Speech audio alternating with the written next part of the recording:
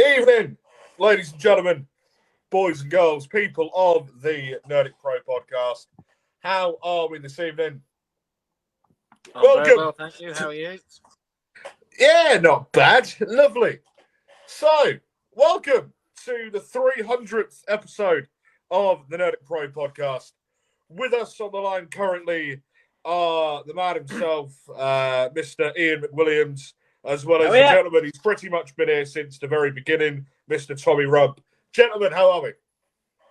We're all good, thanks. We're all good. Yeah. Sweet. Absolutely fine.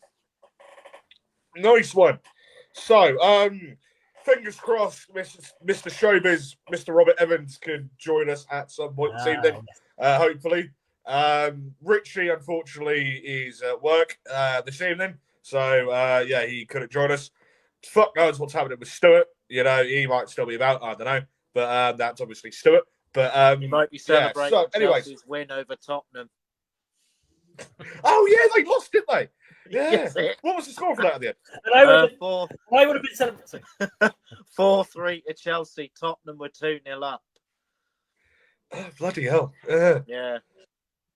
I would have liked to have been celebrating another Merseyside derby win for Liverpool on Saturday, but Storm Dara fecked that up. Did you hear about that Australian lad that travelled to the game and then he literally got called off? Yeah. Oh, that was a 15-year-old. Literally spent all his bloody money to fly from Australia up to Liverpool to Goodison Park, right, to watch the game, and it ended up getting called off just as he turned up, and gutted.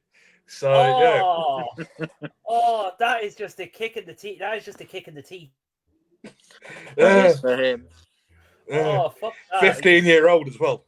Bless him. Only 15. Jesus, all his pocket money went down gone there. Bless his heart. Yeah. So, gentlemen, I think that what sort of bits and pieces should we start with? Should we start football, wrestling? What TV crap? What? So, as Cody normally tends to say. Whatever you want to talk about. I don't mind. Right, then, so, Ian, I think. What want to talk about? So, this past Monday on Raw, what happened with the New Day? Well, last Monday, technically. What happened with the New Day? It is the end of the New Day that had been going on for a good few weeks now. The seeds were planted during the feud with Karrion Kross, and then it just expanded.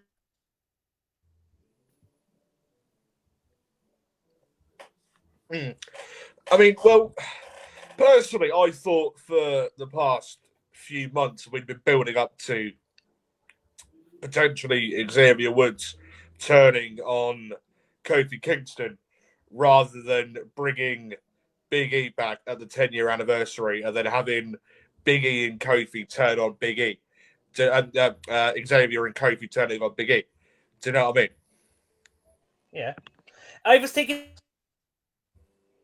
all the dirty tactics he had, like the way he unmasked Rey Mysterio during a match and all, and the other dirty ways he tried to win a match, or the times he screwed Kofi over. Yeah, I mean, you also look at it when it came to their involvement as well with the IC title, as well as obviously with I mentioned involvement with Sami Zayn. To me, if they wanted to work out them having a half decent heel turn against Big E, then to me personally, it would have made more sense them attacking Big E. Do you know what I mean? I get that if he's not completely medically cleared at the minute, do you know what I mean? But it would have made more sense for it to have got physical. Do you know what I mean? I know, yeah, but there's you one thing, maybe they didn't need to get physical with Big E now at the moment. What they did, just how they really brought him down, the stuff they said about his neck, that really kind of hurt him more than any physical attack will. Yeah, literally saying what was it they said that he's been out for years now, but and he left them what have you. Xavier Woods spent time out, and like he was back within 9 months or whatever after having surgery. And yeah, so what sort of bits and pieces like do you think will happen now? Like, is Big E going to get cleared come the new year for there to then be some sort of feud going into Mania? I'm hoping he gets cleared now, because you can't leave that off with just what they talking about him taking on a desk job and just the stuff they saying, like Austin broke his neck and he came back, Kurt Angle broke his neck, he came back, Edge broke his neck. You have to have some sort of repercussion for the New Day. Like, I suppose the first thing you have to do is you'll have to put New Day back in the tag team division, in the tag team title picture. That's the first thing you have to do. Well, I mean, like the world tag titles, so like the Raw tag titles are currently being held by a heel tag team. So obviously JD McDonough and Finn Balor. You know, are they going to do heel versus heel and put Xavier and Kofi over? You have to get a face team to actually put them over. You have to go with you go with the Viking Raiders, or you go with LWO, or you go with the last team to beat New Day, which was Alpha Academy, surprisingly enough, of all teams. So they have to lose that, because the plan now is 20. So it has to be one of those three. So yeah, Tommy, like, are you much of a have you been following any like any of this? Not really, to be honest. I prefer the old days of WWF, like Stone Cold Steve Austin. They're the ones for me. You know, the Attitude Era for me. Vince McMahon, Stone Cold Steve Austin, Triple H. I mean, we could go on. Were you a bit disappointed? I haven't really. Get to Netflix in the new year. I haven't got Netflix, to be honest with you, so I've not really kept up with the WWE, to be honest, or whatever it's called nowadays. But obviously, you've got World Association Wrestling, who are based in Norwich. You've got Fallen Star Wrestling, based in Kings Lynn. They're all, they're all they all want to be as good as the WWE, but they won't get near it. We have OTT in Dublin. Oh, Over the Top. Yeah, and we had Finn Balor and JD McDonough over for the 10th anniversary show, and then December 21st, Lyra Valkyria is returning there. Bloody hell. Right. I didn't know that, to be honest with you. But no, being the age I am, which is 36, Stone Cold Steve Austin, Triple H, Hulk Hogan, that era where nobody gave a shit about the rules or anything. It was badass. It was nasty. Yes, it was brutal, but a lot of people enjoyed it. And I think now with Triple H in charge of, is he in charge of the WWE? Yeah, he's the head of creative. Like, the people running it now are a company called Empower. Right. I think what Triple H is trying to do is to try and go back to how it used to be, where you're getting these storylines, you're getting these feuds. And believe it or not, it's the storylines and feuds that the people who watch wrestling are interested in. Because they want to see not only how it he develops, has done like. I'm sorry. No, when you speak, I'm going to mute my mouth, so I'll let you speak without interrupting you. Sorry. Oh. Okay. Yeah, so like there was a thing that I remember seeing in the the documentary that they made going into WrestleMania 40, saying that like there literally hadn't been like as many eyes on the WWE product since the Attitude Era, and obviously the Attitude Era along with the Golden Era were pretty much like the most like acclaimed sort of years, from 97 to 2001, 2002, whatever it was, going into the Ruthless Aggression Era. Like they were literally average, millions upon millions of views, for Raw, SmackDown, Sunday Night Heat was obviously like about velocity. I think was about then, wasn't it? And which And obviously, there used as to be one Tommy called said, there used to numbers be one don't called lie. You know what I mean? there used to be So, one called WWE Metal as well that would air on Sky on a Sunday as well, and it was just like the smaller mid card jobber talent that would take part in it. Yeah. Like I remember like a few years back, like they used to do superstars as well. Like you probably go back, like I want to say 2014, 2015, probably a bit earlier. I think that was I think this was just before Raw moved to a Thursday, years back. And so but so sort of changing subject ever so slightly. Tommy, you're a pretty much walking encyclopedia when it comes to the world of football, or to our American viewers, soccer. What sort of bits and pieces have been going on, as in that you think I can't speak. Right. So what sort of bits and pieces have been going on like in the world of football currently? Oh God. Well, Manchester United losing to Nottingham Forest. Yeah, your dad's going to be pretty miffed off about that, I imagine. Good. I think Ruben Amorim has got a big job on him. I think Manchester United this season need to forget about Europe, and I think they need to just look at getting back into the top 10. I think they need a season away from Europe. I know that's not what Man United fans are going to want to hear, but ultimately, at the end of the day, they're nowhere near Europe. And at the minute, they look more like they're battling relegation rather than looking to get into Europe. I think Amorim's got a big job on him. Liverpool the other day, they looked good. They're going to win the league, I think. I think it's pretty clear, the way they beat Manchester City 2-0 and didn't really have to do much to beat Manchester City, if I'm being brutally honest. I think for me, they've got the league title won. Chelsea. Oh, that made my Sunday a few weeks ago.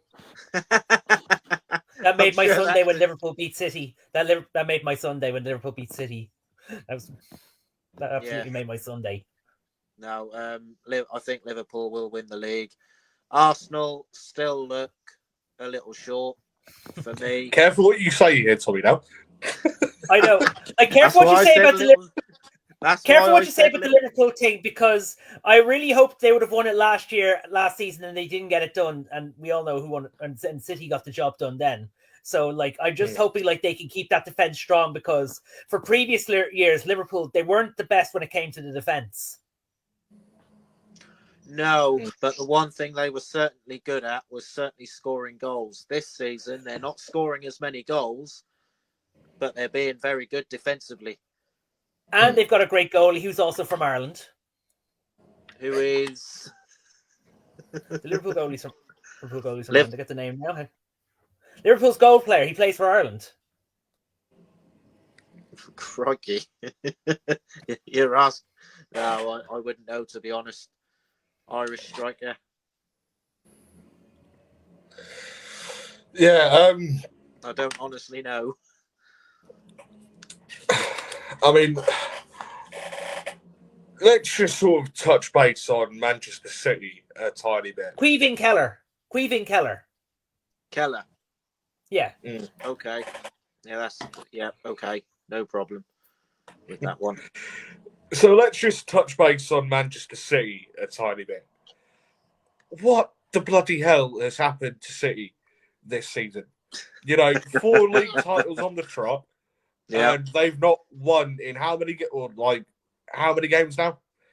7, 8 games, maybe 9. I'm not too sure. Something like 7, 8, 9 games or something. It's not good. It's not good. Because when you think of Manchester City, they're a team who I think for the last 10 years have been pretty dominant. They've also got the small matter of the 115 charges that are coming their way. You know, if they're found guilty of all 115 charges, you know, what are they going to do? You know, the one thing I will add is that it's not the fault of the players. It's not the fault of Pep Guardiola. It's the fault of the people above Guardiola. If I'm being really honest with you. I mean, they could do a number of things. The FA, the Premier League. They could relegate Man City, which I think is highly unlikely. They could take away their titles, which means Liverpool would get a title, Arsenal would get a title, I think Manchester United would get a title. But I think that's highly unlikely. I think the most likely thing they'll do, if they're found guilty, they're more likely to stick a fine on them. Would they not get a match ban? You look at City. You look at City over the past decade. Would they not get a match ban, say ban for? Do you mean like a transfer embargo? Eaten for a few years, and don't kill me or anything like that. But as a punishment, would they be taken off the league for? I think if anything, it could just be a fine. They could even do a transfer embargo. You know, give them a ban of getting players in for a couple of seasons or something. I think they're the two most likely options that the FA and the Premier League could take. You know, ultimately, the FA make the decision in terms of the punishment, in terms of the sanction. You know, if you look at 22-23, Nottingham Forest got docked a few points for being. I think they spent well over what they were allowed to spend, which was, I think, 20, 30, maybe 40 million pounds over what they would normally. And they ended up getting a fine. Not a fine as such. They ended up getting points deducted. Everton went over by only a few million, yet got a bigger points deduction. So I honestly don't know. But if this was a similar other sports and an athlete had done something wrong, he'd be taken off the sport or he'd be suspended from it. Whether it was a steroid allegation or something else. Yeah, if it was something like that, then that's what you would expect to see happen. But like a Lance Armstrong. Yeah, kind of. The FA and the Premier League generally don't tend to work well together. They never have done. And, you know, I think it's just a case of, for you guys, I think it's a case of wait and see and just see what happens, really. But in terms of the title race, I think Liverpool will win the title. I know it's early to say that now. I'm keeping both my fingers and my toes crossed.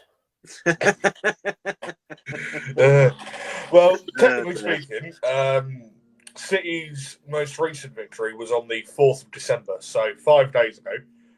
That was against at home at the Etihad, or the Etihad, whatever the fuck, to Nottingham Forest.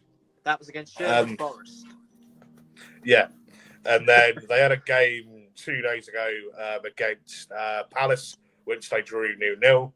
And then their previous victory to Forest was on the 26th of October, 1-0 at home to Southampton. Yeah. And then they had how many games in between? 1, 2, 3, 4, 5, 6, 7 games they went where they lost or drew. So they've not been great, United. No, City, sorry. They've not been great at all. And I think, it's clear what's needed, and it's a reset.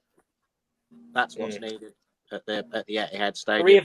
I suppose they need a reevaluation because you're going to start because this could be the start of a little bit of a downfall for City. It could be. I mean, what you got to remember is that team has been pretty dominant for about 10 years. So it started under Mancini, then Manuel Pellegrini, and Pep Guardiola. And Pep Do you Guardiola see? has taken them to new heights. Do you see City's success? Sorry, do you see City's success at the moment similar to say how United were with Ferguson? Yeah, similar. Pretty similar, because when you look at what Ferguson done with Manchester United, he basically turned a team that weren't very good back in the 80s into a team that could win things. And he did a lot of things like the drinking culture back in the day. He stopped all of that. And Fergie got the United players to do it his way. And basically, in simple terms, if you didn't do it Fergie's way, you were out on your ear. It didn't matter who you were. And when you look at the players that Manchester United have had down the years, they've been so dominant. And when you look at where they are now, which is mid-table, which is not where you would associate Manchester United at all. But what Fergie did was absolutely extraordinary, and I don't think anyone will ever get it. But Guardiola is doing a similar job to what Fergie did at Manchester City, at Manchester United, sorry. But there are going to be some people who will look at the charges that are facing Manchester City and will go, well, hold on a minute. They've had all this money. They're getting these players in. You know, what do you do? You're looking at over the past sort of 10 years, you know, going up to like the 2010s, not many people actually knew that there were two clubs in Manchester, right? You know, and then since they got taken over a few years back, all the money that got pumped into the club, you know, I think that a lot of the success that they've had these past 10 years has been more of a, because of the fact that how the amount of money that got pumped into it. Do you know what I mean? Speaking about Ferguson, you know, as a staunch Arsenal fan, right, I fucking hate United, right? I hate United with a passion, right? But I don't think that what Ferguson did with United will ever be replicated. Do you know what I mean? No. You know, I think what and then you look at Pep Guardiola, right? You know, because of these 100 and some odd charges that are now being faced with Manchester City, how much of this success that he's achieved over the past few years with City, like there's a chance that he's got to lose that. Do you know what I mean? You know, I think what a lot of people tend to forget is that before the Abu Dhabi money came in, Manchester City were a nothing club. In 1998-99, they were playing in the third division, basically League One. And that's what a lot of people tend to forget. Since the Abu Dhabi money came in, which has been since 2008, Manchester City have been on this journey. But before that, Manchester City were a nothing football club. The same with Chelsea. Chelsea were a nothing club until the money from Roman Abramovich came in. And then you then started to see Chelsea become the side that we know them to be now. That we knew them to be under Mourinho and all the other managers that they've had. So if you were to ask me right now, out of the two, are Manchester City better than Manchester United? At the moment, they are. But if you're looking at it in terms of history, and I'm looking at it in terms of history, Manchester United are better than Manchester City. Yeah. In terms of history. Yeah. Yeah, well, looking at the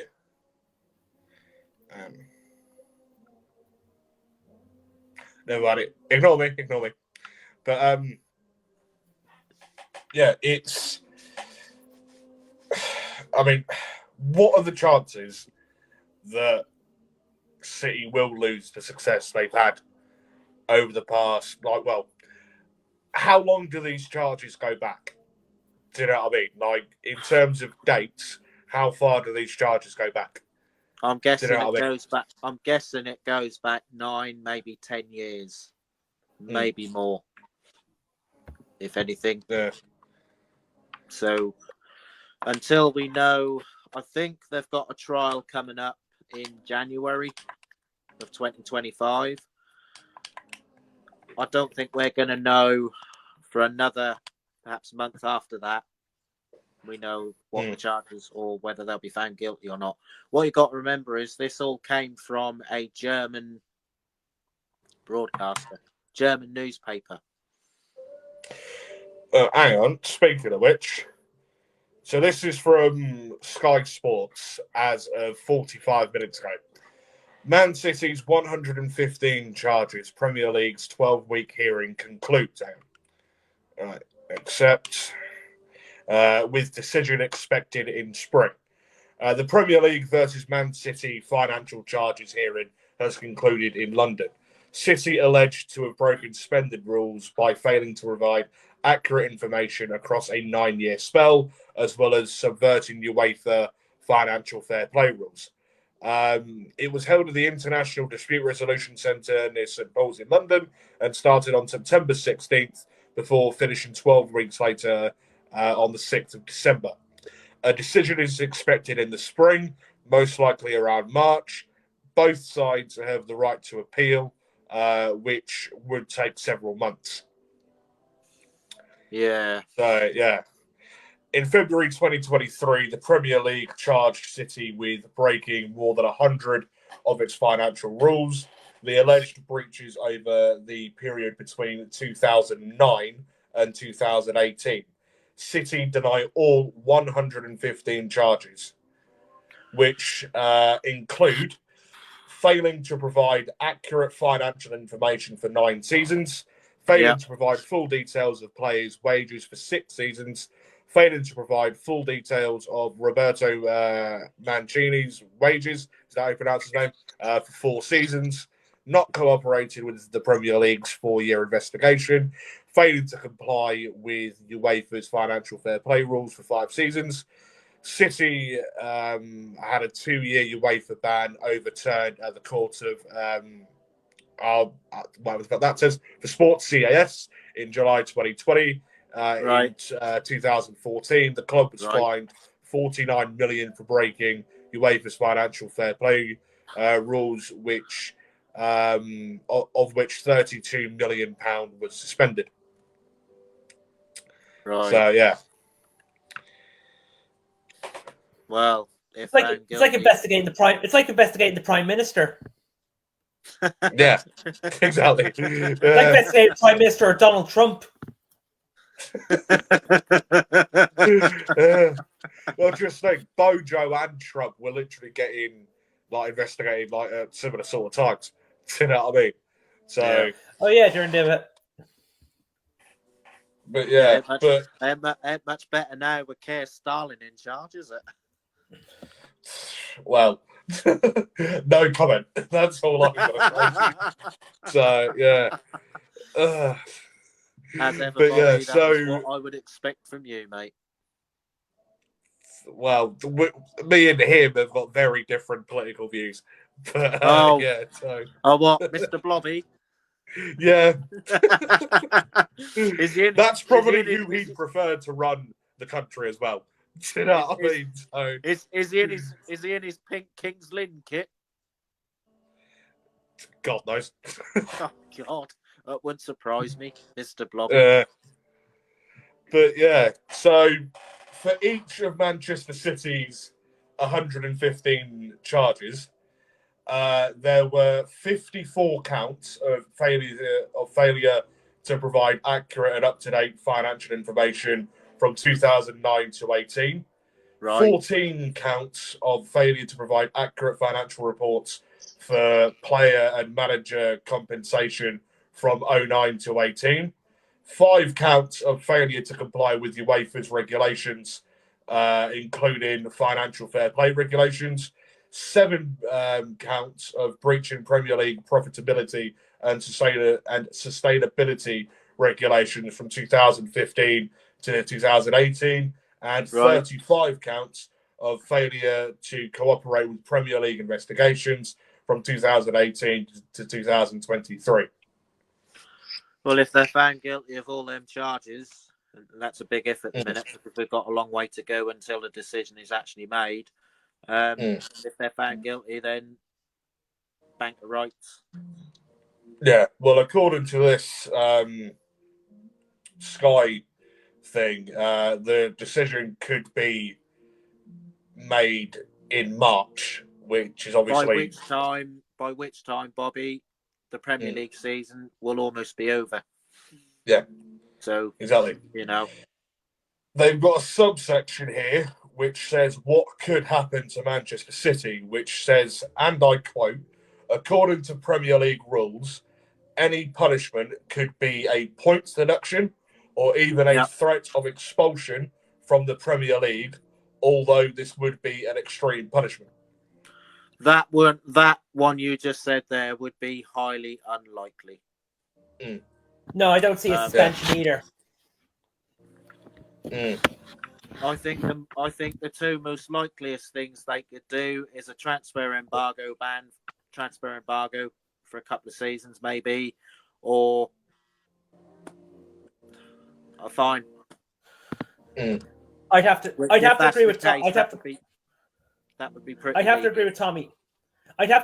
Like, I don't think a ban would be too extreme. Plus, you need Man City to keep bringing in that money for you. You need Man City to still keep bringing that money in. Yeah, but it's going to be down to the Premier League, what the FA and the Premier League, what they do.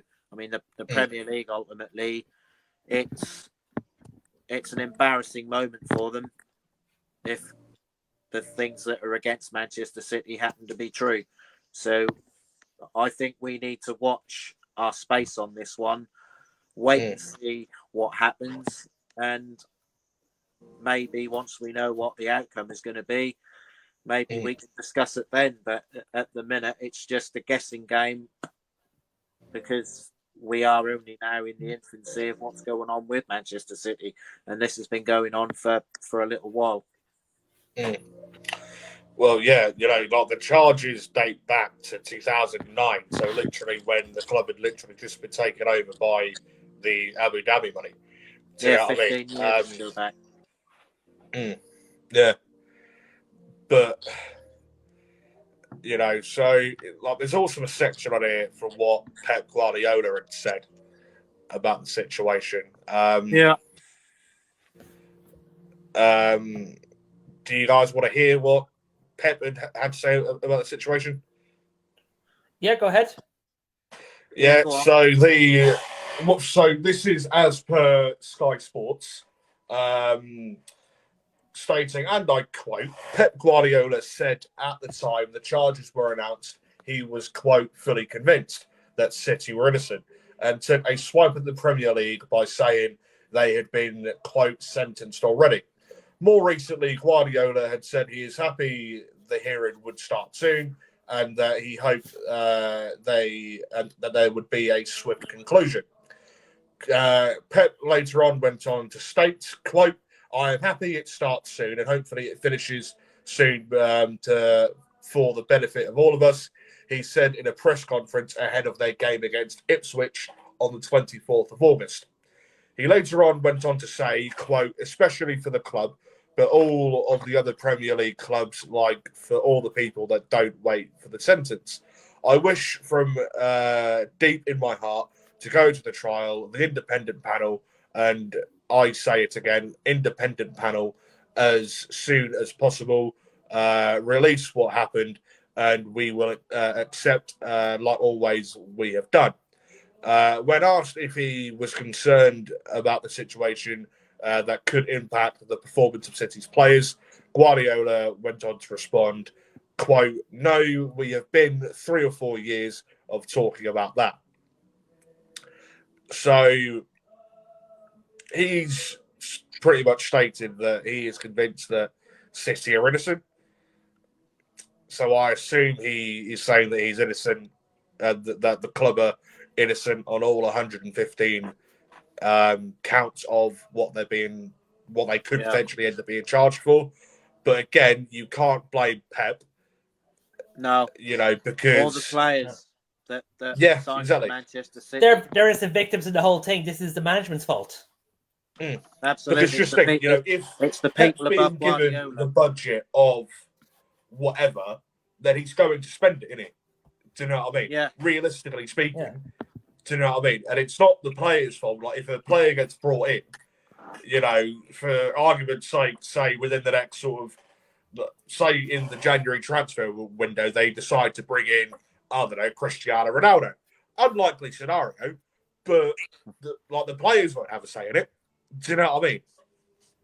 You know, and just think, this goes back to the days of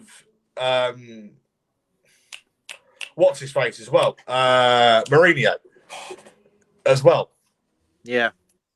You know, but there's also there's also the scenario of what if Manchester City are found guilty of 115 charges? What does Guardiola do? Does he stay at Manchester City, or does he then try and engineer a move where he ends up, I don't know, say for example, Spain or something, goes and manages back in Spain? I mean, there's only one club he would go to, being a Catalan, and that's Barcelona. Yeah. But then he'd kind of be like running away from the problem. Like, if he's loyal to the players, then he'd stay behind and fix and like keep them and keep them around. Like, he has to either choose whether he's loyal to his club or he'd run with his tail between his legs. Unfortunately, managers like players are driven by one thing, and it's money. Bling bling. Money does talk, you know. Yes. Oh yeah. And that sounds like a harsh thing to say, but money ultimately does talk.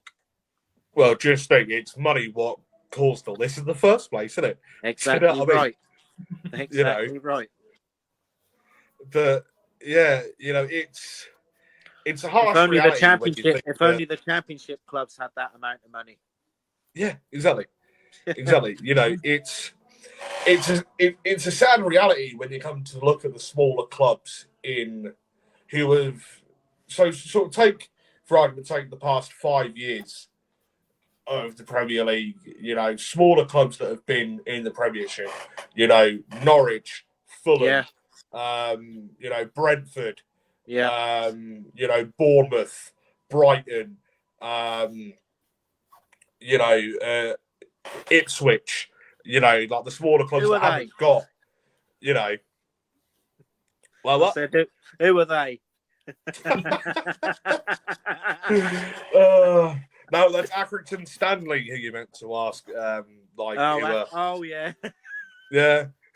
We can apply that. We've had a comment. Hello, right, Mike Waters, aka the Bulk from the UK Pitbulls, had said, "Are you talking about netball?" I'm not going to issue that with a response. I'd issue a response, and that would be, no, we're talking about football. You know, football. But then again, so football is also technically scored in a net. Yeah. Well, yeah. Mr. Technicality there. Yeah. Yeah. Yeah. No, I think there's more to come from this 115 charges facing Man City.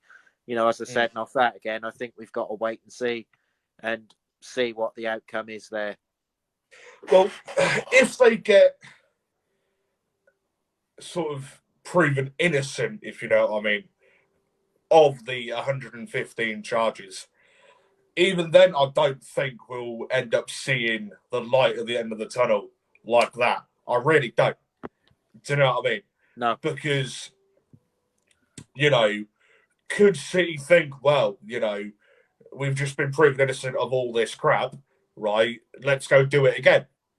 Do you know what I mean? Yeah. You know, could that be a likely outcome or whatever, you know, or even if they get charged with all 115 counts or even some of the 115 counts, you know, like, again, we're not going to be at the end of the tunnel like that. No. Do you know what I mean? Of the potential outcomes. Do you know what I mean? I think there is a long old way to go before we get near any sort of conclusion. But for a case like that to be a long time. Oh, absolutely. Absolutely. And I think this is going to be one of those stories that is going to rumble on and on and on and on and on, even after whether they're found guilty or not. Yeah, exactly. Because from a bit of a what the fuck sort of standpoint, if they end up getting proven innocent, then I do think that there will be clubs that will protest against it, whether it be, your smaller clubs or your bigger clubs, i.e. Spurs, i.e. us at Arsenal, United. United, whoever else, and potentially even fans as well would either physically protest at the Etihad, whether it be, fans of other clubs or even potentially City's own fans. Not saying they will do, because, like a lot of City's fans are, brainwashed and what have you. And, like will happily follow them off a cliff. Do you know what I mean? Well, a lot of Man City's fans, not being funny, probably all followed other clubs. Yeah. Like your Berries and your Oldhams and your Wigans and, all of those clubs in the greater Manchester area. As soon as they thought Manchester City doing well, let's go and get a replica shirt, shall we? And that round there. You can't beat him, join him. I knew someone who did that with Arsenal one time when Arsenal weren't doing well and City were. He swapped to them.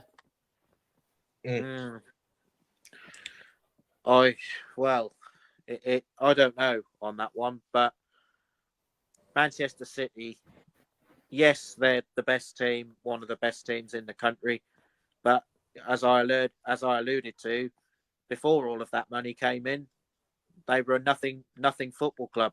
I remember Man City in the 3rd division. I remember them in the 2nd division or 1st division, which effectively became the Championship. So they've been relegated from the Premier League before. Yeah. And I think the chances of them being relegated now, that won't happen.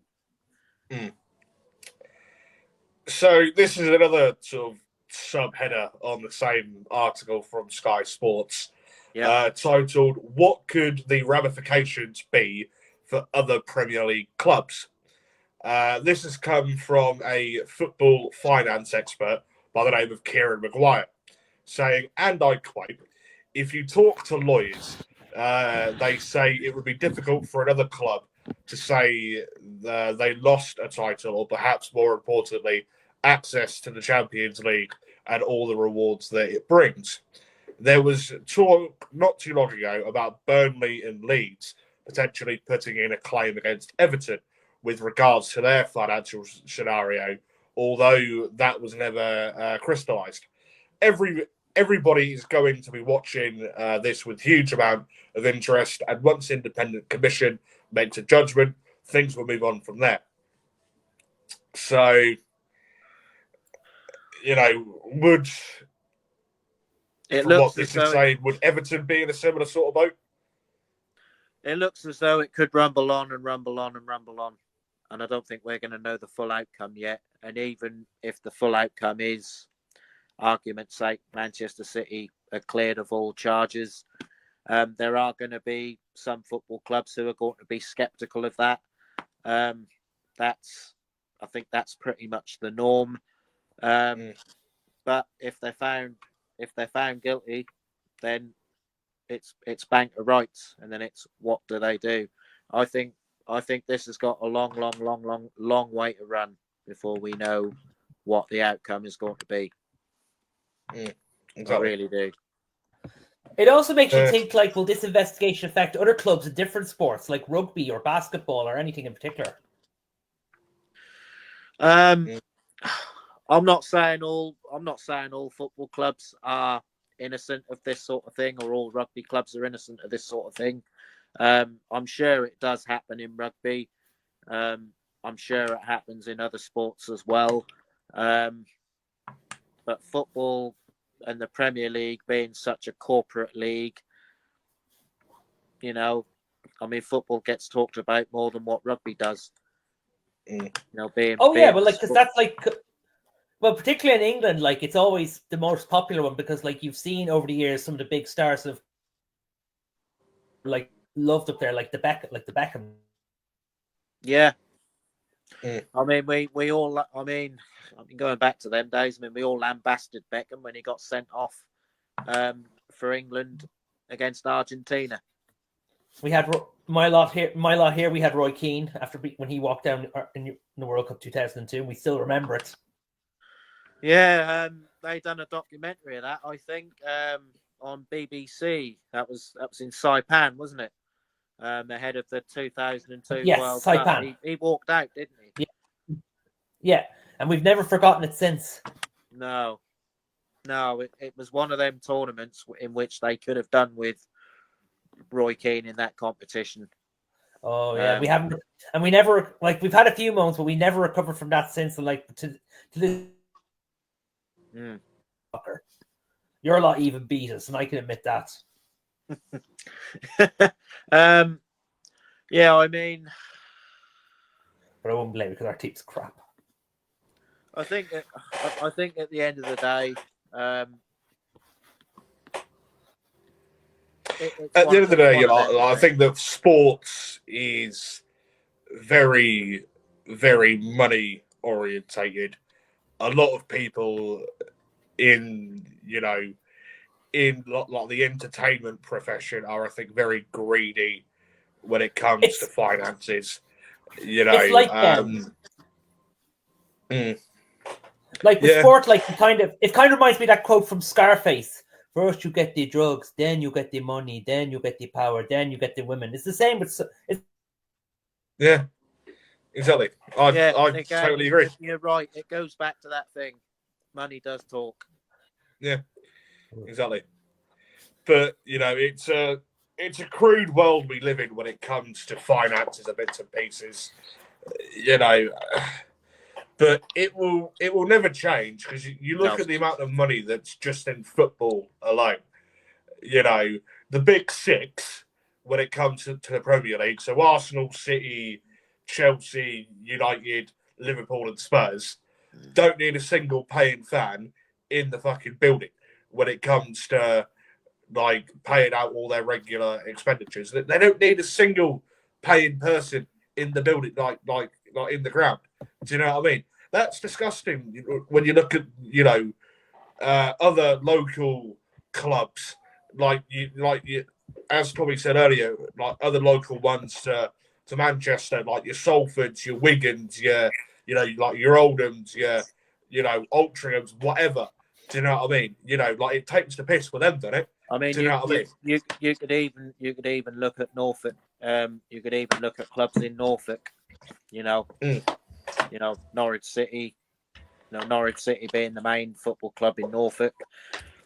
Who's the second biggest football club? You've got Kings Lynn. You've got Dereham, Yarmouth. I mean, you could go in any order. So grassroots football generally. It's not great. And when I think of Kings Lynn Town Football Club, I mean, the town itself, it's not a football town. It's a speedway town and has been a speedway town for a long, long time. So, exactly. That's the way it goes. Yeah. But, it'll never change, unfortunately. But, So, going off City a tiny bit. Let's go off them completely. They annoy me. Ian, who is it you support? Is it Liverpool you support? Or Liverpool. The team Liverpool, yeah. Your way? Liverpool. Whereabouts? Like, what sort of season do you expect to have between now and the end of the season? Just hopefully like a perfect season. At least like we may get knocked off the top here and there, but as long as you can get back up the table and get there till at least the end of the season, then I'm happy. I can't see Liverpool being knocked off the top, if I'm being honest with you. I think Liverpool have got such a good team. When you look at when Jurgen Klopp left, there was a lot of concern as to what Arne Slot could do. and he's done a really Arne good job Slot, with them so far. He's doing an absolutely brilliant job, and he's getting the best out of some very good players, and they have got good players all over the pitch. They're on fire. Absolutely. I mean, the way they took Manchester City apart, and all right, it was a 2-0 win, but you've got to be efficient, and that's what Liverpool have been this season. They've been efficient, and to win the league, they have been efficient.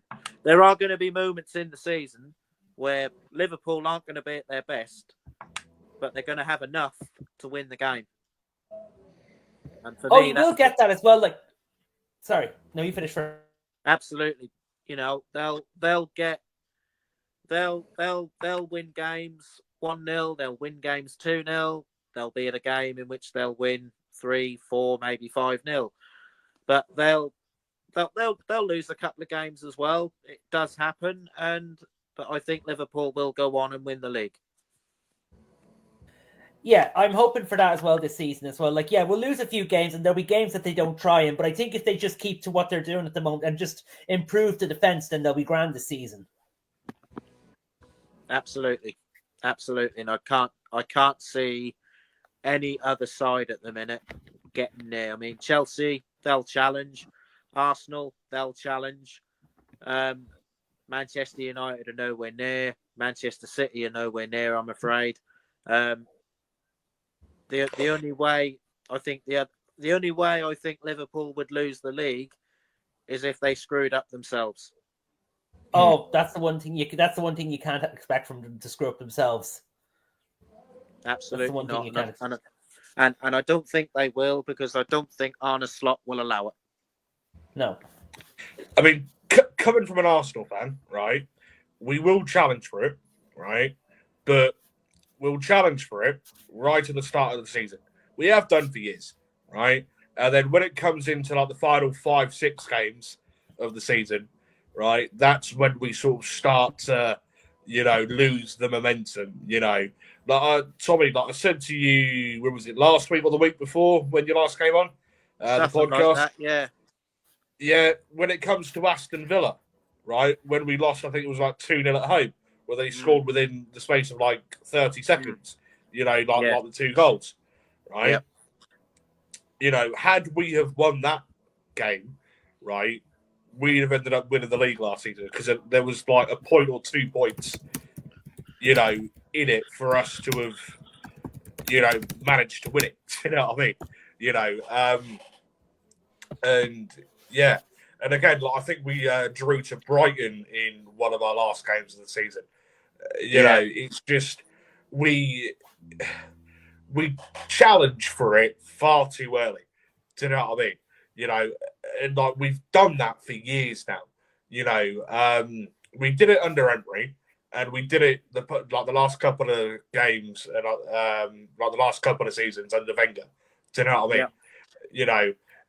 I was born in November of 2004, right? And literally all I've seen Arsenal win in the 20 years that I've been alive is FA Cup after FA Cup after FA Cup, right? It's pathetic, really. Do you know what I mean? But at least we've had a more successful sort of history than Tottenham Hotspur. That's all I'm saying. Do you know what I mean? And No, don't you cheese off Peter Salazar's mate Mark. That will not go down well. You know that. Well, just think, I can slate off Millwall for Matt. I can slate off Barnsley for James Archer. Yeah. I can slate off, who else is there? Norwich for you and Mr. Noakes. Who else is there? Huddersfield for James. Mick Smasher as well. Come on. Oh, yeah. He's an Norwich United for Senor Gobshite. And, yeah, So, yeah. No, you are right about Arsenal. I mean, I'm old enough to remember when Arsenal won the league in 2004, the unbeaten season. It was just an unbelievable season that Arsenal had under Arsene Wenger. but it was towards the end of Wenger's time at Arsenal when it was clear what was needed, which was a change. Who did they go and get? Unai Emery. It didn't quite work out for him at Arsenal, but it worked out for him at Aston Villa. It's a matter of timing, and Arsenal at that time were just getting over the process of losing Wenger as a manager. They've gone and got Arteta in. Yes, it's going to take some time still, but Arsenal, I think, will get Champions League football. I think they will finish either second or third. But in terms of who I think will win the league, I mean, I've made it clear who I think will win the league, and that is Liverpool. You know, that there's a cohesion there. When Arsenal have all their players together, they're as good. They're as good as. But if they lose one or two players through injury, then the pitfalls are there and the deficiencies are there. Yeah, I mean, like you can sort of similarize it sort of to when I can't think of his name now. Mate, Ferguson, that was it. Alex Ferguson, right? Yep. Yeah, couldn't think of his name for some reason. It took him years to, even get anywhere near a trophy. Do you know what I mean? I'm not saying that, Arteta's got to be anywhere near up to par of, Alex Ferguson standards. But, it took, Ferguson like a good few years to, be able to build that support system from the players, get the right team in, get the right outfield players to actually, become, to put United into the par of, one of the most successful clubs in the history of the sport. Do you know what I mean? Yeah, I think what you've got to remember. I think what you've got to remember with Manchester United, when Fergie arrived in 1986 or something, it took him 5 years to get it right. And when they won the first Premier League title in 1993, that got them on their way. And what he went on to achieve as Manchester United manager is absolutely extraordinary. And as I said earlier in this podcast, it won't ever be repeated. No. Yeah, exactly. For me, Fergie is the greatest manager that the Premier League's ever had. And I know that that's going to annoy Liverpool fans, but even they will say in the Premier League era, Alex Ferguson has been the best that the Premier League's ever had.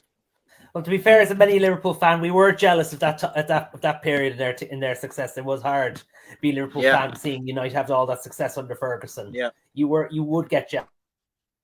Yeah. Well, like you look at Liverpool, right? Yeah, they won like a couple of Champions Leagues and what have you, but Liverpool hadn't won the league like in the Premier League era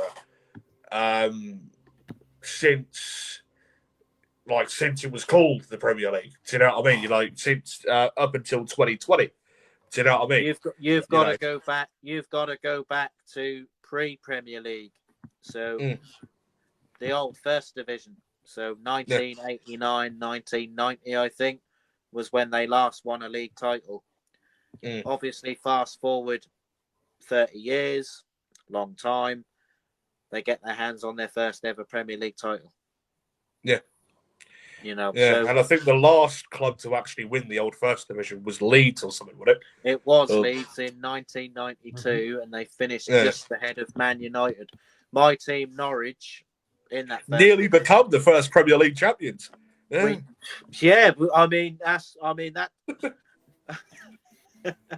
Going back to that, Norwich finished 18th in the old First Division, and then obviously the Premier League era, obviously the early years of that for Norwich. They had a hell of a side back then. But at the time, Norwich were predicted to go down in that Premier League season. What Norwich went on to go and do was absolutely extraordinary. And for me, Norwich finishing third ain't quite the equivalent of winning the Premier League. But because of Norwich's status as a football club compared to Liverpool, I mean, when you look at who we finished ahead of at the time, Man United went on to win the league, Aston Villa.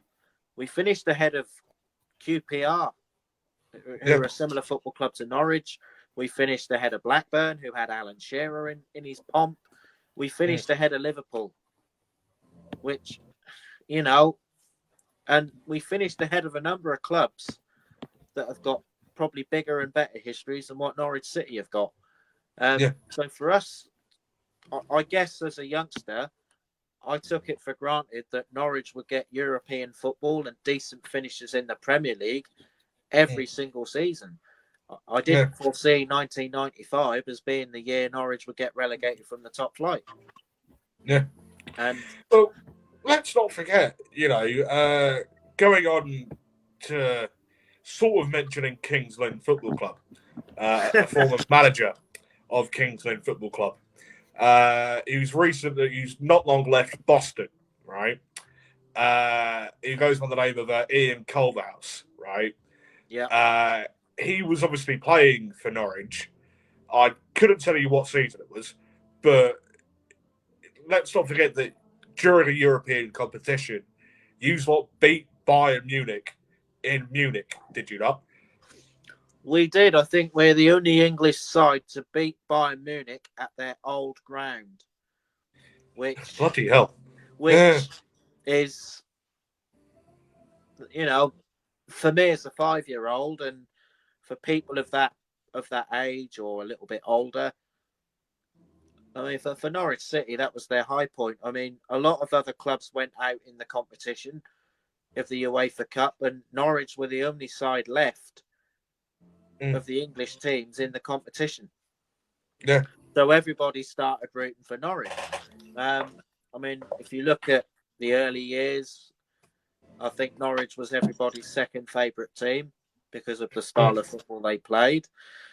Then Newcastle United got that with their entertainers team. So yeah, I mean, in terms of are Norwich a big club? They are, but if you're looking at it historically, they're not a Man United, they're not an Arsenal, they're not a Chelsea. They're one of them sides that, I mean, if I look at where Norwich are now in the Championship compared to Norwich back in the Premier League, it sounds harsh what I'm about to say, but Norwich for me are a Championship club. And that's what we are, a Championship club. Yeah, I agree with that. Like there's a few clubs, I think you can throw in Fulham. I think you can throw in Bournemouth. I think you can throw in Brentford. I think you can throw in a couple of other clubs that are sort of turning into these yo-yo clubs who are too good for the Championship, but not good enough for the Premier League. Do you know what I mean? I think Brentford's story is incredible. Yeah. Because when you look at, when I think of Brentford, and obviously I'm a little bit older than you, Bobby, but when I think of Brentford, I thought of them as a League One, League Two club. And then they got into the Championship and went into the Premier League. I think if you look at the top 6, top 7 clubs, they're all pretty much established. But if you go from 8th place down, I mean, there isn't really an established Premier League club. It's a case of, for the top 7, it's title fight, European football. For the rest, it's best of the rest. Yeah. And, Brentford's story is incredible from where they were to where they are now. Home form for them has been generally very good. A lot of their points have come at home. Bournemouth, again, another football club. Norwich would say, and I would say that Norwich are a bigger club than Bournemouth. But Bournemouth, with the money and the finances they'll get from being in the Premier League, they're not an established Premier League club yet. But if they carry on how they are, maybe look at a new ground or something in the future. I mean, they, but I don't know what's going to happen.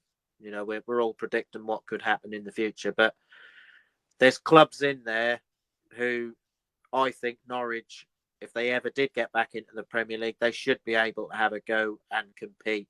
But, when I look at Norwich this season, they're not ready to go up. They are not ready to go back in the Premier League yet. I think they need another couple of seasons, maybe 3 seasons, maybe. Like, I suppose with Norwich, like you've got a newish manager, like you've just changed ownership as well. Yep. So it's got to take time for bits and pieces to like fall into place and what have you.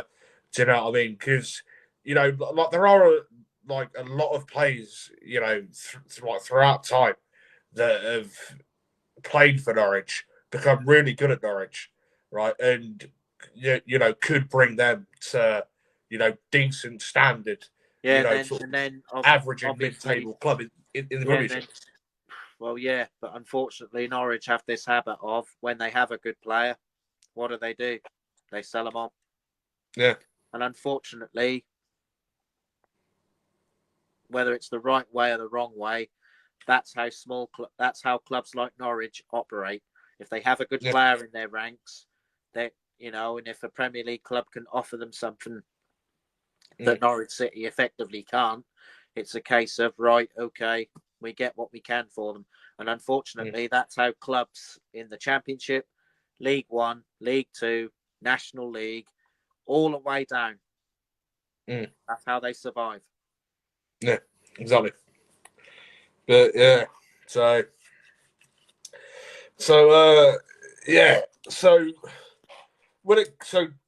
coming off, like top flight-ish football, sort of what are we thinking when it comes to smaller clubs that we're looking at? Like, Ian, do you follow any sort of lower league clubs, as in like non-league clubs? No, not at the moment. No. No. So, Tommy, obviously, who the fuck do you not follow? Well, apart from Norwich, I like to go and watch non-league football, as you do. I used to watch Kings Lynn quite a bit, but the prices at Kings Lynn are absolutely ridiculous in terms of what they charge for a ticket. I go and watch football at the nearest place to me is Dereham. Sometimes I would go and watch them. I went to Fakenham recently to go and see Fakenham versus Yarmouth. And I also go and watch Yarmouth as well out on the coast. So where I live in Lemwade, nice little village, by the way, there's plenty of football clubs in Norfolk around me who I can go and watch. Yeah. So I'm kind of lucky in a way.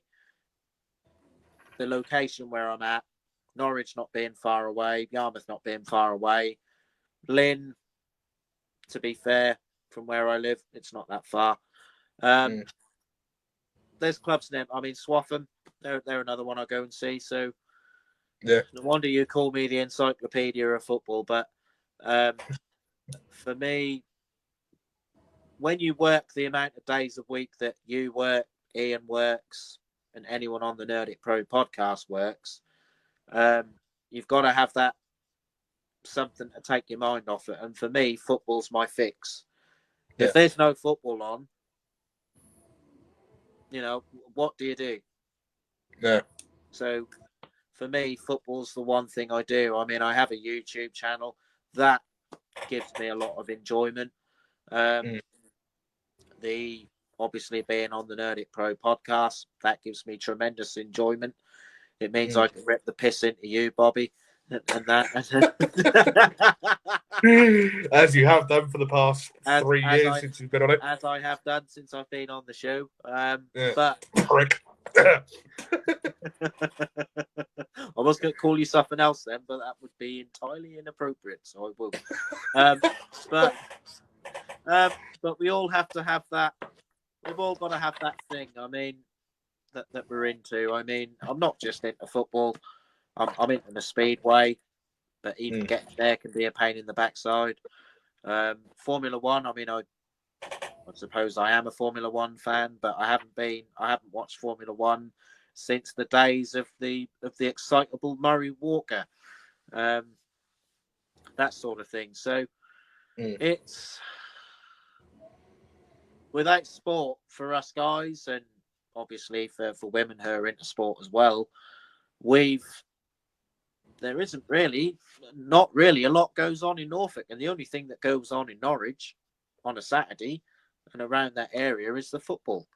So we have to have something. And I work in a charity shop. I think the last time I saw you, Bobby, I think you worked in a chip shop. Something like that, yeah. Something like that, a place to be or something. You know, you have to be polite with customers. You have to mind your P's and Q's. You have to say, excuse me, please, thank you, that sort of thing. Can you go and do this for me, please? That sort of thing. When it comes to the football, that's the opportunity to let your hair down.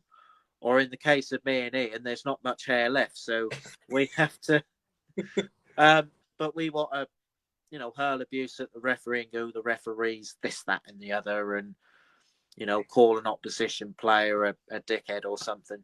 Let off some tension. Yeah. And that, and football can do that. Oh yeah, I'm obviously in a similar-ish sort of area to you, Tommy.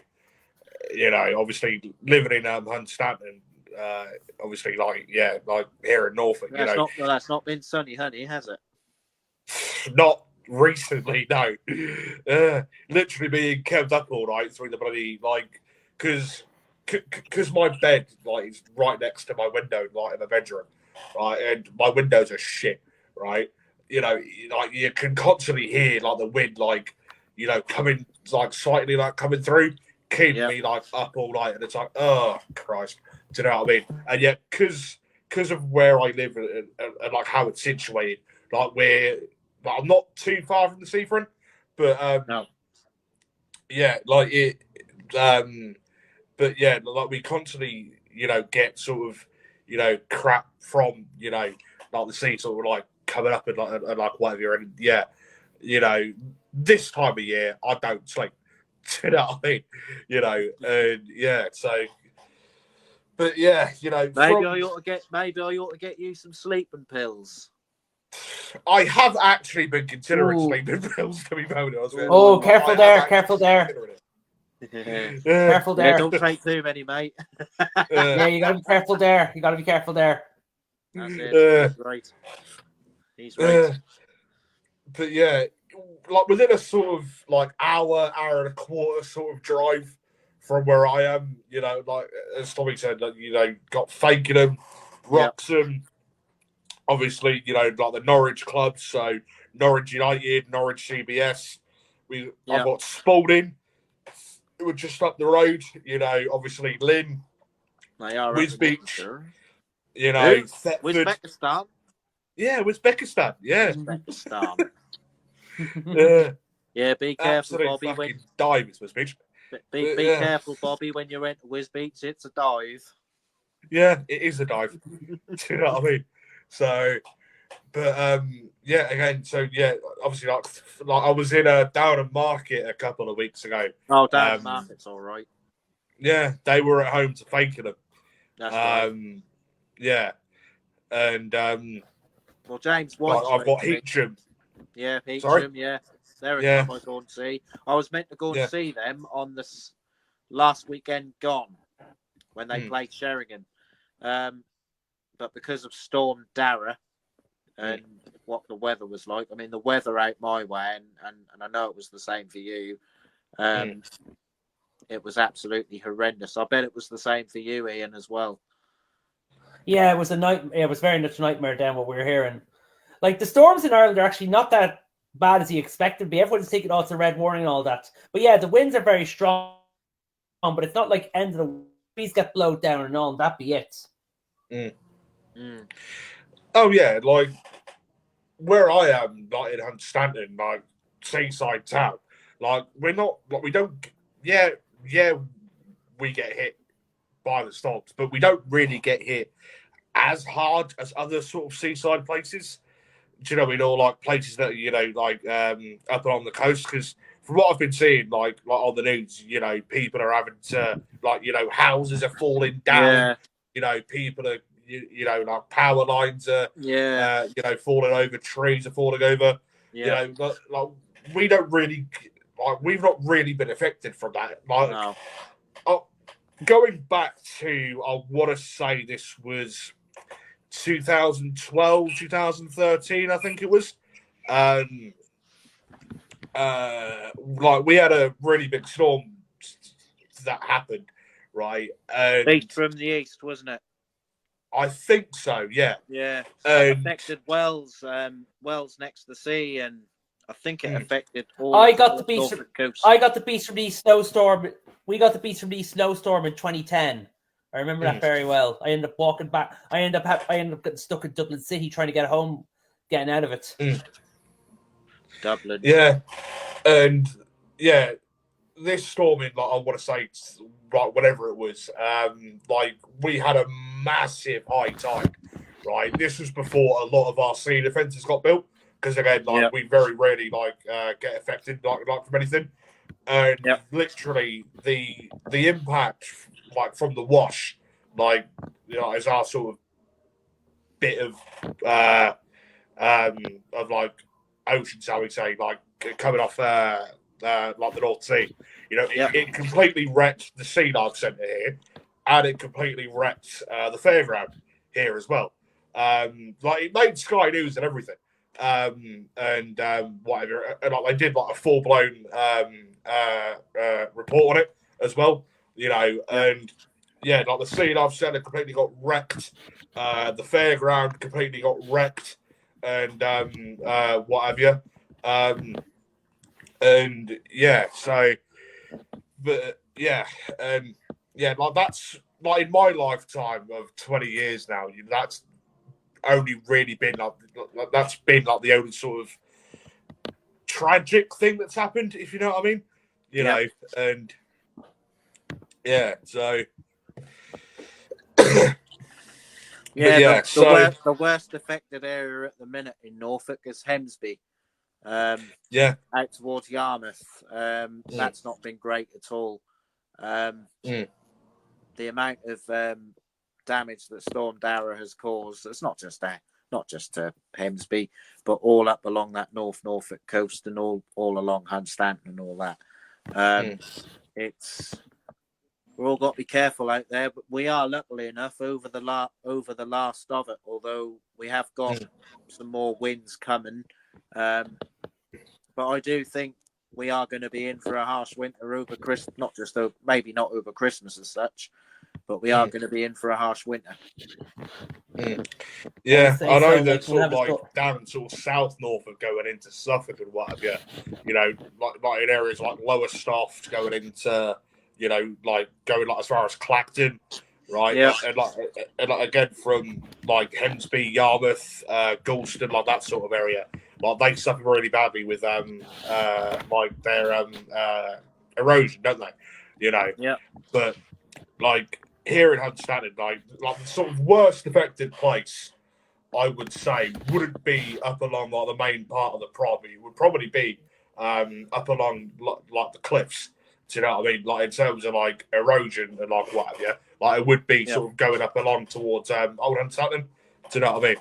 Yeah. So, any part of Norfolk at the minute.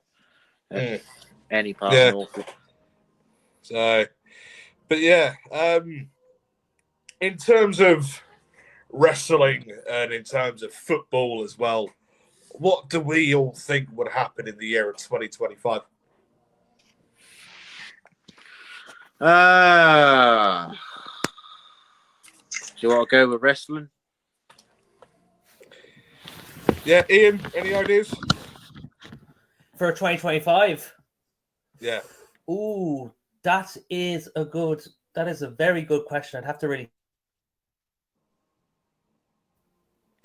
Well, just think, we've got John Cena's retirement next year. You know, Yeah, we got that. Yeah. Do we see him potentially becoming finally a Grand Slam champion and winning the Intercontinental title, or potentially beating Ric Flair's record, becoming the 17-time world champion? I would say go for the first one, beating Flair's record. But like, if it's happening at it should happen maybe after WrestleMania. Because like, if he's facing Gunter at WrestleMania, I don't want him to beat Gunter just yet. Get a win, because you need to establish Gunter as a top champion for WrestleMania. Like, he's won one WrestleMania and lost one, but this will be his first WrestleMania as a world champion, and you don't want him to have to lose to a guy who may not be there the next day. Like, you'd have that in the Vince era. You won't get this in the Triple H era. So you want, if they do go with John Cena versus Gunter, let Gunter get the first win and give it to Cena at a later date, say SummerSlam. I mean, if he were to end 2025 as a champion, right, and then going into 2026, does he retire immediately after losing it, or like for argument's sake, whoever beats Cena retires John Cena? Do you know what I mean? And like have it like as that sort of scenario, or do we do it right? So the cutoff point will be, I don't know, the last pay-per-view of 2025. If Cena is a champion, and if he wins whoever it is he's facing, no matter if he wins or loses, he will vacate the title, retires at the last pay-per-view, whatever. Or if we go into 2026 and he's still a champion, right, do we go into the thing, whoever beats John Cena to win said championship, they retire John Cena like on the spot? That would be the best option, to have them beat Cena and retire him on the spot. Like, because it's a passing of the torch. It's a passing of the torch to someone else who can hold the fort.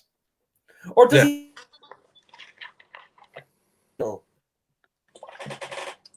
Sorry? Like, if he does retires, does he need to retire while holding a title?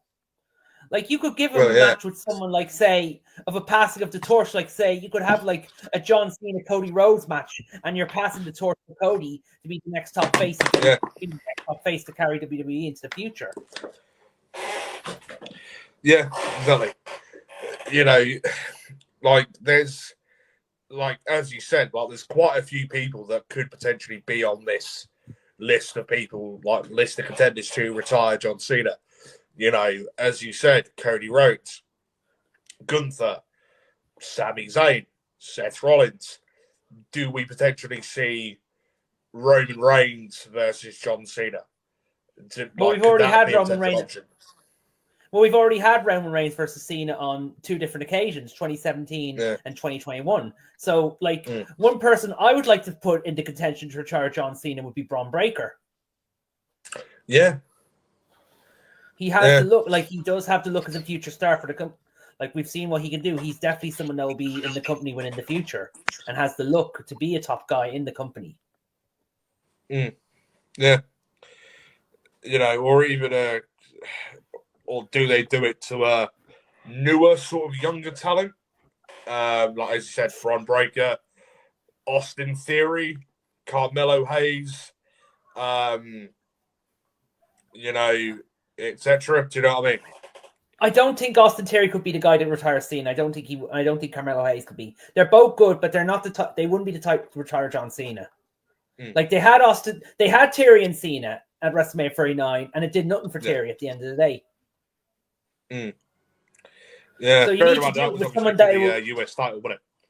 So so you need to give it to someone that will lead to bigger things in the future. Have that name on their approval, or do you give it? Or another option is, do you give it to someone that's already established? Like, when Ric Flair retired, they didn't give it to a new guy; they gave it to Shawn Michaels. So when you come to that point of retiring Cena, do you give it to Randy Orton? Yeah, because obviously, thing, like, let's face it, Cena and Orton do have a history together. Do you know yeah, what I mean? you need to. And it's not just that. Like, you saw it with we've seen it with other retirement story angles. We saw it with Trish Stratus and Lita. When Trish Stratus retired, she retired after them. She retired after Lita. With Lita, she retired from Mickie James. And we've seen it with others. Like, another example we always think back is Shawn Michaels versus The Undertaker at Mania 26. Yeah, exactly. Or yeah, that's agreeable. Or do they bring someone back? If you know what I mean, i.e., I don't know what the bloody hell is going on with Lesnar at the minute, but do they do it with him? Because obviously Lesnar and Cena have the history as well. No, I think if you're bringing back Lesnar, you need to use Lesnar to put other people over, like Gunter. I think you need to move. You need to move Brock. Like, we've seen Brock Lesnar and Cena before. That's been done. Like, when you bring him back, whenever this whole thing is, whatever is going to happen with this court case with Vince and Janelle Grant, because we know Lesnar was mentioned, and they decide to put.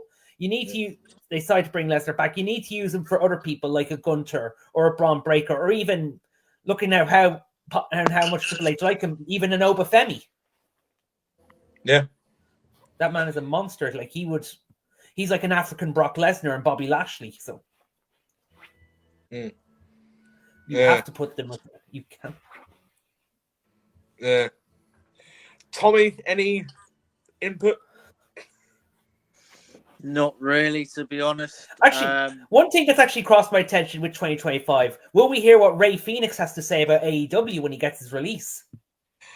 Yeah, he put a tweet out quite recently saying I wanted doctors, you didn't deliver or something, wasn't it? Yeah, he said that as well. I've heard a lot of speculation over the past couple of weeks, but like even with Pentagon Jr., right? Or Penta El Zero Miedo, as he's currently known as, he's apparently been taken off the AEW roster page completely. Oh, he's free. He's got his release now, and the rumor is that he's going to be debuting WWE soon. Like, he'll either go to NXT, or if you were watching SmackDown last week, Nick Aldis was in a segment with Carmelo Hayes, and Hayes is looking for someone, and Nick Aldis said, "I have a new guy for you next week." So that could be Penta, or they're calling up someone from NXT. Yeah. Or do they wait to bring Penta El Zero Miedo, Penta Oscuro, Pentagon Jr.? Do they wait to bring him in until Rey Fenix is able to compete and do something similar as they did with the Motor City Machine Guns quite recently? They bring him in just to give him because they give him something to do, because there was one sign that's possible that he is going to WWE, because and to say that, like, he's reevaluating his decision,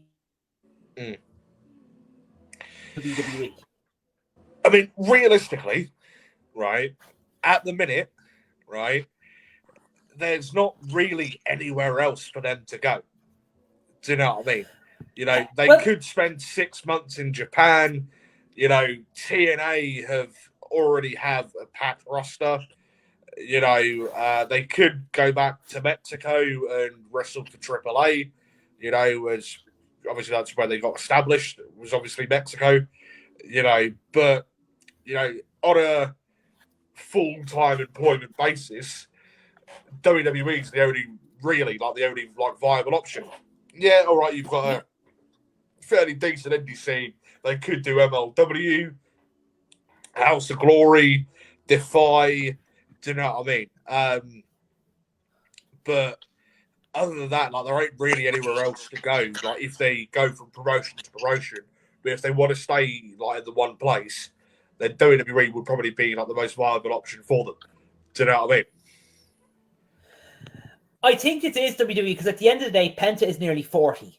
Who knows how long he's going to have left, and that he's going to have left. Like, Phoenix is a lot younger than him, so I think really he's already been to TNA, he's been to Japan, he's been to Ring of Honor, he's been to most of the independents. So I think if he's looking just to settle down and just earn a few bob, he has to go to WWE. What his position on the card would be, I don't know. He could be mid. He could get further to the top. It's hard to say, like, because he didn't get to the top of AEW. He only won the tag team and the trios title. At least Phoenix got a singles title there. So you'd have to really see. Like, some people more likely think he'll end up on Speed because the current Speed champion at the moment is Dragon Lee. Yeah. And some people fear that he'll get sandwiched into an all either with the LWO or Legado del Fantasma. I mean, yeah, as you said, like, he's a former TNA world champion. I think even beat Austin Theory in his debut or something, wouldn't it? To become the TNA or the Impact World title. He beat Austin Aries for the TNA title. Austin Theory wasn't in. No, not Austin Theory. Yeah, Austin Aries. That was it. Yeah. But but. Yeah, well, I mean, if what was that other Mexican promotion? Lucha Underground. I'd heard bits and pieces about 6 months back saying that there was potential of, like the Lucha Bros leaving and potentially revitalizing, doing something similar to what Scott D'Amore's done with Maple Leaf and potentially revitalizing Lucha Underground, right? And in my opinion, the Lucha Underground days were bloody amazing. You know what I mean? Oh, they looked like fun times, like videos of Penta doing stuff with Lucha Underground, especially with Chelsea Green. Yeah. Yeah, and obviously these are going back to the days when Ricochet wrestled as Prince Puma. You know what I mean? Yes, that's right. That's right. Yeah, with the mask. So, yeah. So no, like, he needs something else. If he wants that bigger step, he's going to have to go to WWE, no matter what his position on the card is. He's going to have to take and more likely be the tag.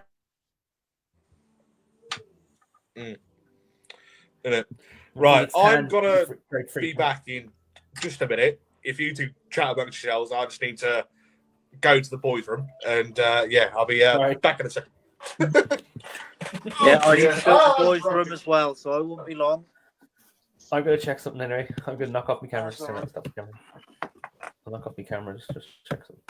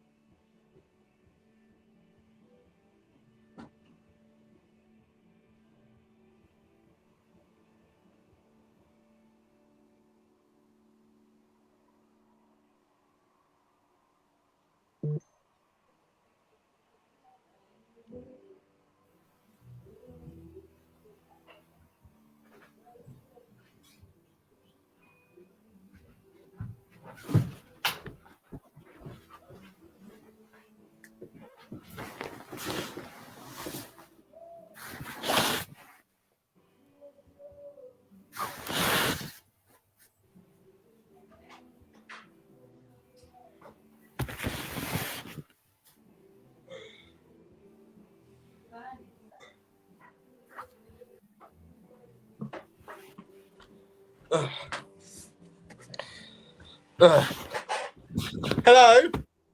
Oh, yeah. Have I just been left on my own? No, I'm here.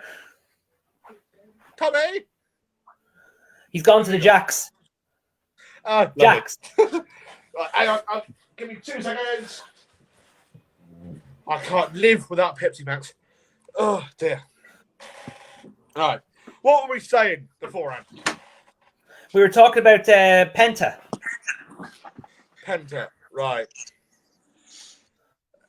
Did we say anything else about Penta? We're like, have you got any other input when it comes to Penta? AEW and Ray Phoenix. Yeah, I mean, is Ray gonna re-sign with after this tweet that was put out recently saying that he wanted doctors, but it was never you know, given to He him. got a new back. I think you've muted yourself there, Ian. Hang on. Right. No, I'm still here. No, and he got a new hip put in, but it hasn't functioned with his back. Oh dear, bless him. But yeah, Tommy, what sort of predictions have you got in general for 2025? In terms of football, but I'm predicting Liverpool will win the league. That's pretty obvious the way it's looking right now. In terms of the relegation battle in the football, no idea what will happen there. It looks like Ipswich could be going down with Southampton. They just haven't got the quality that's needed to stay in the Premier League. Don't tell Richie, for fuck's sake. Oh, no, don't worry. I won't hurt his feelings. He's staying on top for 2020. Sorry? Be Liverpool staying on top in 2025. I think Liverpool will remain top in 2025. But that's if and only if they get other players in. Because, the sign of winning the Premier League title is you don't rest on your laurels, you strengthen and you keep on strengthening until you get, and that's how teams are. In terms of my team, Norwich, I'm just looking at another year in the Championship, if I'm being honest with you. But if Norwich were to go up, then fantastic, amazing. But I'm looking at it quite pragmatically. Another year in the Championship. One more prediction. Quite nicely. One more prediction I want to do for wrestling is plain and simple. Will the Bloodline story close in 2025? Will they do Roman versus Brock at WrestleMania, and will it close the Bloodline story? Well, like you look at it like 2025, we will enter the 5th year of the Bloodline story. Do you know what I mean? 5 years going on now. Do you know what I mean? Like, it's got to end at some point. Do you know what I mean? Don't get me wrong. Like a lot of the stuff that's happened with the whole sort of Bloodline, since the very start of the Bloodline story, like a lot of the storytelling and whatever, has been, fantastic. But like they have to end it at some point. Do you know what I mean? I'll be honest, not that I follow wrestling too much, but I think the Bloodline story's gone on for too long. And I think it just needs It's gone on for too long, yeah, but at least they keep it fresh and so. Yeah. I think it's not overly done, I think there needs to be a pretty quick conclusion to it, and maybe a simple wrestling match between Roman Reigns and The Rock. That might sort something That's out. the way it has to end with Roman. That after Mania, they'll go and do something else. So it needs to end somewhere at WrestleMania. Yeah. No, I'm with you on that one. But yeah, have we got any final statements to add on to today? Yeah, I wish you, Bobby, a very happy Christmas. Tommy, do you want to start? I was going to wish you a very happy Christmas. You too. Yeah. Ian? I'll say happy Christmas. Is there any films we're looking forward to this month anyway as well? And well done, 300 episodes. Oh, thank you. Yeah, we've rumbled on it. We really, 300 episodes, incredible achievement from what started off as a simple little podcast has gone on and grown and grown and grown. And are we still going to be around when episode 600 comes around? I'll try and come on more. I'll try and come on more often. Excuse me. Yeah. Well, literally something that I started podcasting 4 years ago, right? This was back when I was still in school, right? Shows my age now, doesn't it? Right? And yeah, so I've done a couple of podcasts then with CW Davis and Smashing Mike. Bearing in mind, I literally just started doing like the GCSEs. COVID was a thing which completely bollocksed up exam season. That's another story. So I thought, get year 11 in high school out of the way, then I'll sort of start doing podcasts properly. This was, I want to say, June in 2021.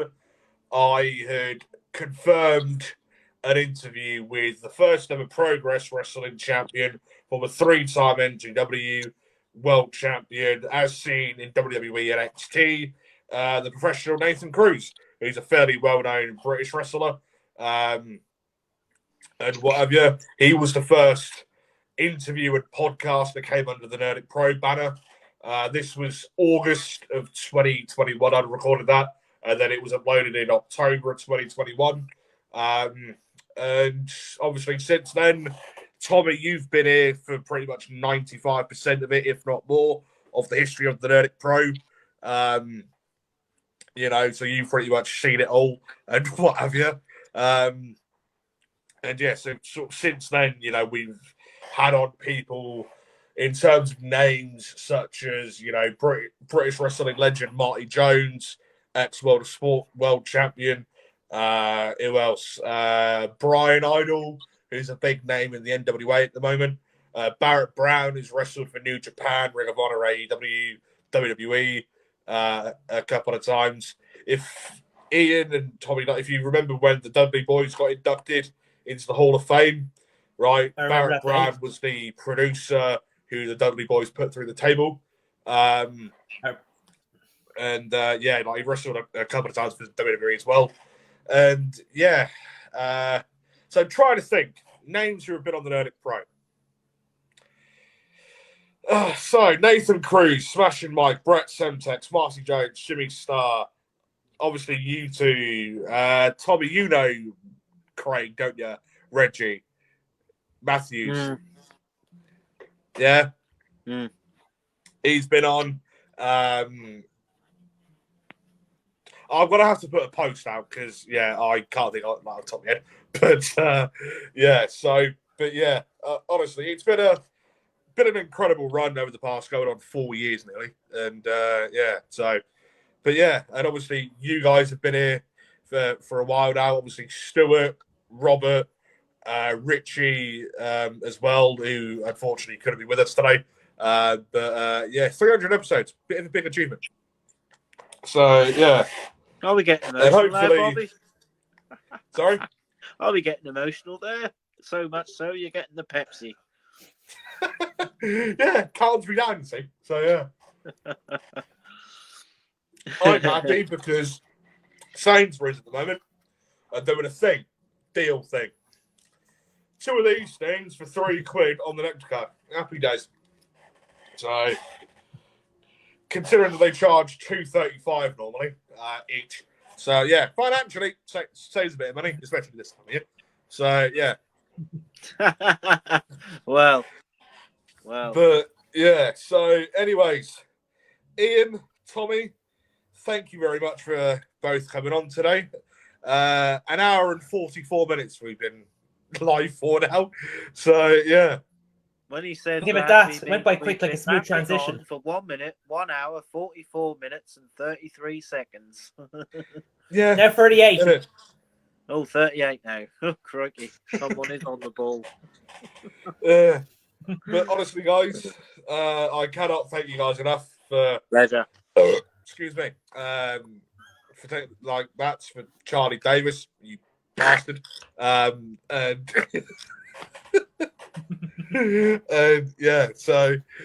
honestly, guys, thank you all very much. Thank you very much for no pleasure. Thanks for being here today. Pleasure. And I'd also like to thank everyone who's been watching live and everyone who'll be watching afterwards on the replays. So Ian, thank you very much for coming on and coming My back. pleasure. Tommy, thank you for coming on back on again today, and thank you very much for all you've done so far, and Ian, for what you've been doing as well. And yeah, so yeah, ladies and gentlemen, boys and girls, people of the Nerdic Pro podcast, thank you all very much for watching, and we shall be seeing you all later.